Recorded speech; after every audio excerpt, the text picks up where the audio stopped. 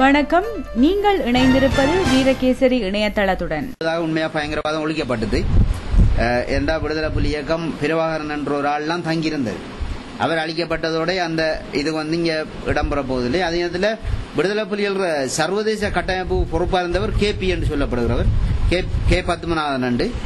அவர் தலைமையில அந்த சர்வதேச வலைப்பின்னல் இருந்தது.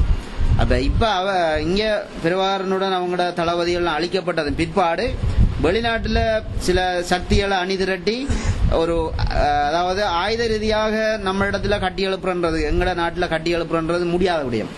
ஆயுத போராட்டத்தை இங்க இருக்க மக்கள் முற்றுமுழுதாக வெறுத்திருக்காங்க, தமிழ் மக்கள். அப்படியா ஒரு காலகட்டத்தில் இங்க ஒரு ஆயுத போராட்டம் இனி தொடங்குவதற்கு வாய்ப்பே இல்லை. நேற்று மாலை கூட நான் எங்களது ராணுவ தளபதி சரத் பொன்சேகா அவருடன் இது சம்பந்தமாக நீண்ட நேரம் கலந்துரையாடினோம்.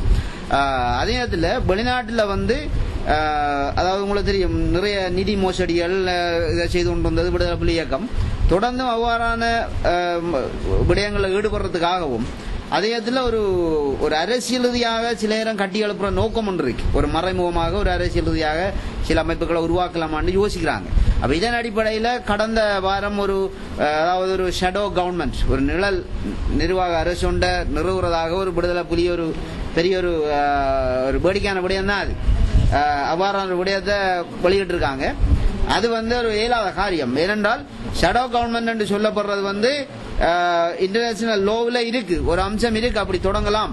அது எப்ப தொடங்கலாம் என்றால் இன்னொரு நாடு அங்கீகரிக்குமாக இருந்தால் மாத்திரம்தான் அதை தொடங்கலாம்.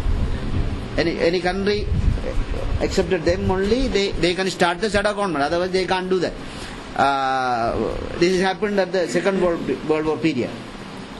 ஆகவே விடுதலை புலி இயக்கத்தை இவ்வாறு அழிந்திருக்கிற இந்த காலகட்டத்தில் சரி, விடுதலை புலியம் பலமா இருக்கக்கூடிய ஒரு நாடு அங்கீகரிக்கல, அழிந்து போய் ஒன்றுமில்லாம இருக்க நேரத்தில் ஒரு நாடு அதை அங்கீகரிச்சு அது ஒரு ஷேடோ கவர்மெண்ட் ஆரம்பிக்குமான்றதெல்லாம் முடியாத விடயம், ஒரு கற்பனையான விடயம்.